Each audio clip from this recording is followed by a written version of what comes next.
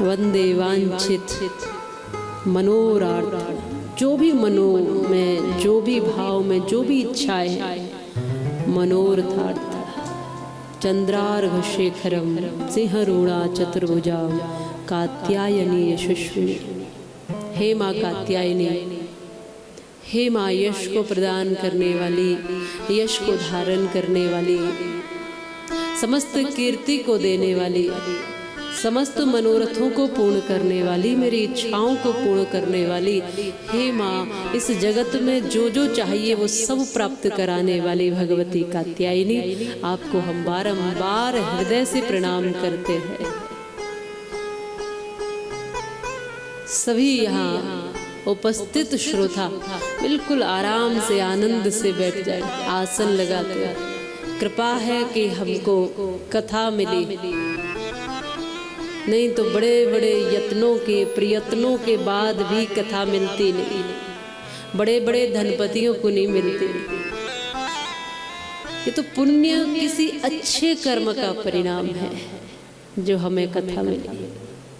इस सृष्टि की सृजनकर्ता माँ भगवती, इस सृष्टि की पालन करता, इस सृष्टि को पुनः अपने आप में लय करने वाली वो परम शक्ति, आदि शक्ति जो सब कुछ करने वाली है, उस माँ को उपेक्षित नहीं किया जा सकता। उस माँ को मूल में रख कर के ही जीवन का संचार संभव हो सकता है। माँ भगवती की देवी भागवत कथा को जन्मेजय श्री वेद व्यास जी से मन से, भाव से सुन रहे हैं। अनेकों प्रश्न करते हैं और उन प्रश्नों के समाधान में वेद व्यास जी उनकी सब भ्रांतियों को दूर करते हैं।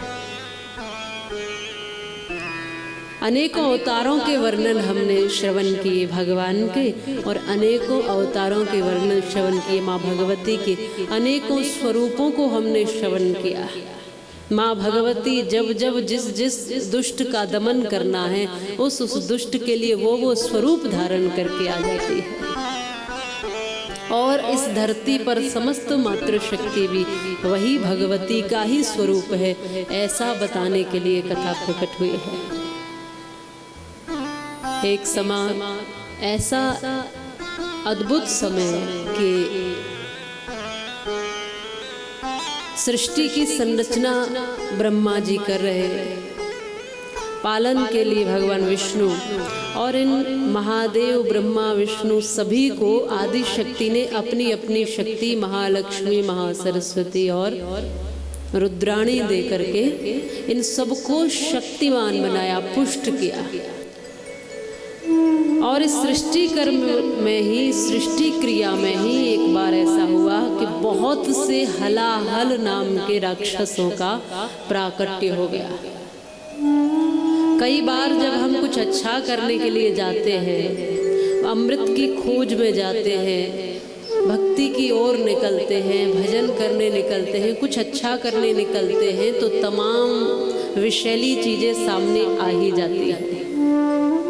कुछ अच्छा करने चिंतन भी करोगे तो पहले कुछ नकारात्मकता आएगी, ऐसा नहीं हुआ तो क्या होगा। माने जब सृजन कर रहे थे परमात्मा तत्व, तो सृजन में ही कुछ ऐसे हलाहल राक्षस प्रकट हो गए जो इस सृष्टि के लिए, धरती के लिए, स्थितियों के लिए अनुकूल नहीं थे। तो भगवान शिव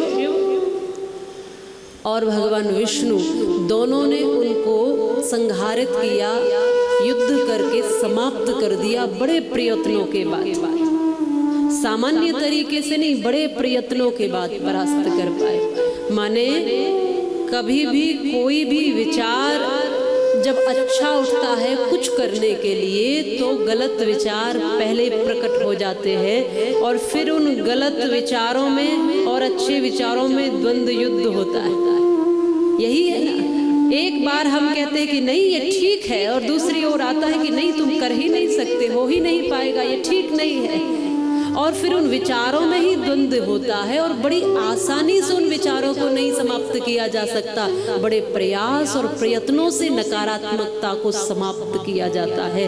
जब सकारात्मक विचार पुष्ट होंगे, मजबूत होंगे, तब नकारात्मक विचार शांत हो सकते हैं, समाप्त हो सकते हैं। यदि वो कमजोर पड़े तो फिर नकारात्मक शक्तियां बढ़ती चली जाती है। यही समय समय पर देवी भागवत में हमने सुना कि आसुरीय शक्तियां बढ़ती चली गई। तब माँ भगवती ने अपनी कई कई भुजाओं का और विराट स्वरूप का दर्शन कराते हुए समाप्त किया है उस नकारात्मक राक्षसीय वृत्तियों को, शक्तियों को। और ये शक्ति हम रोज कहते आ रहे हैं कि कहीं बाहर नहीं है, आपके भीतर ही है। और यह भीतर जो नकारात्मक स्थिति है, यही राक्षसी वृत्ति जो आपको सही सही करने नहीं देती और गलत की ओर खींच ले जाती। कभी ये भीतर, कभी ये परिवार में, कभी समाज में, कहीं न कहीं अलग अलग स्थितियों में दिखाई देती है। भगवान विष्णु और शिव जी ने इनको समाप्त कर दिया। बड़े प्रयत्नों के बाद ये समाप्त हुए, लेकिन हुआ ऐसा कि ये आकर के माँ महालक्ष्मी और माँ भगवती को, रुद्राणी को आकर अपनी बात कहने लगे और थोड़े से अकड़ के कहने लगे कि देखो, तुम्हारी बिना शक्ति के भी हमने राक्षसों को समाप्त कर दिया, तुम्हारी बिना शक्ति के लिए। अब भगवती ने तो ये शक्तियां इनके साथ इसलिए की थी कि इन शक्तियों को पाकर ये और पुष्ट हो जाएंगे। लेकिन अकेले जब इन्होंने युद्ध करके समाप्त कर दिया तो थोड़ा सा अहंकार बस कहा कि देवियों, तुम्हारी आवश्यकता ही नहीं पड़ी युद्ध में, तुम्हारी आवश्यकता ही नहीं पड़ी किसी चीज में, और हमने अकेले ही ऐसे ऐसे दैत्यों को समाप्त किया। तो जो शक्ति थी वो थोड़ा सा मुस्कुरा गई। उनकी मुस्कुराहट सुन करके तो ये और क्रोध में आ गए और उन देवियों की अवहेलना करना शुरू किया और अवहेलना से उत्तर देना शुरू किया। तब माँ भगवती जो रुद्राणी स्वरूप में है और लक्ष्मी स्वरूप में है, वो वहां से पलायन कर जाती है, चली जाती है। आज जन्मेजय पूछते हैं कि जब माँ भगवती ने इन शक्तियों को पहले ही दे दिया था, फिर इनका प्राकट्य समुद्र मंथन से लक्ष्मी स्वरूप में और दक्ष के यहाँ से सती स्वरूप में कैसे हुआ? तो ये कथा वहाँ से जोड़ती है कि इनकी अवहेलना भगवान शिव और विष्णु जी ने की थी, इसलिए ये वहाँ से पलायन होकर के चली गई। और फिर तब समुद्र मंथन के द्वारा और दक्ष के यहाँ सती बनकर जब सारे देवताओं ने, क्योंकि ये सब देवता निस्तेज हो गए, दोनों देव बिना शक्ति के निस्तेज हो गए, तब सबने आराधना की भगवती की और पुनः उनको समुद्र से और दक्ष से प्राप्त कराया और पुनः भगवान विष्णु और शिव जी पुष्ट हुए।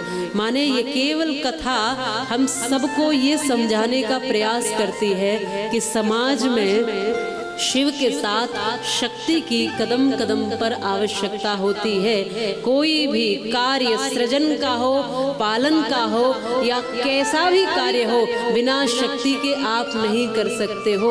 वो शक्ति आपके शरीर में जो भी अंदर रूप बनकर बैठी है, और वही शक्ति आपकी कभी अर्धांगिनी बनकर, कभी मातृ बनकर, कभी बहन या बेटी बनकर वही शक्ति विद्यमान है। तो कभी भी सृजन के लिए मातृशक्ति की अवहेलना नहीं करना, उसकी आवश्यकता पड़ेगी ही पड़ेगी। यदि कोई पुरुष तत्व ये समझे कि केवल और केवल हम ही सृजन कर सकते हैं, पालन कर सकते हैं, सब कुछ कर सकते हैं, तो ये संभव नहीं। ये कथा बता रही है कि सब कुछ मिलकर ही संभव हो सकता है। सृष्टि के रचना, सृजन से, उत्पत्ति से लेकर के पालन इत्यादि सब कुछ दोनों के जुड़े रहने से, मिले रहने से ही संभव हो सकता है। अकेला पुरुष कुछ नहीं कर सकता, माने शक्ति के बिना आप कुछ नहीं हो। और वो शक्ति आपकी वैचारिक शक्ति, शारीरिक शक्ति, मानसिक शक्ति, जो भी शक्ति भीतर बनकर बैठी है, वो महामाई भगवती का ही स्वरूप है।